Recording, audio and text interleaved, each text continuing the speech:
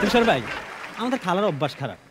যেমন আমরা নর্মালি বাজার করে আসলে যদি মাছ আনি, উনি রান্না করার পর লেজ থাকে না, মুরগি আনলে মাথা থাকে না। খালারে এটা বললে খালা একটা বিড়ালের উপর দায় চাপিয়ে দেয়। তো আমাদের খালা মডার্ন, উনি ফেসবুক ইউজ করে, উনি টিকটক ইউজ করে। উনি একদিন একটা ফেসবুকে স্ট্যাটাস দিছে যে বাংলাদেশ থেকে হাজার হাজার কোটি টাকা পাচার হয়, দায় কার? আমি কমেন্ট করে দিছি বিড়ালের।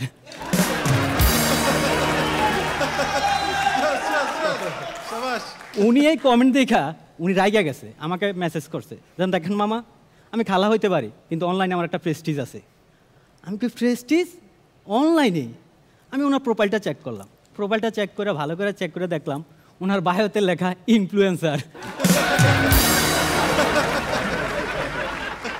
আমিন ভাই, আমরা ব্যাচেলর একটা কথা বিশ্বাস করি যে শেয়ারিং ইজ কেয়ারিং। আমরা সব কিছু শেয়ার করি, একে অন্যজনের সাথে শেয়ার করি।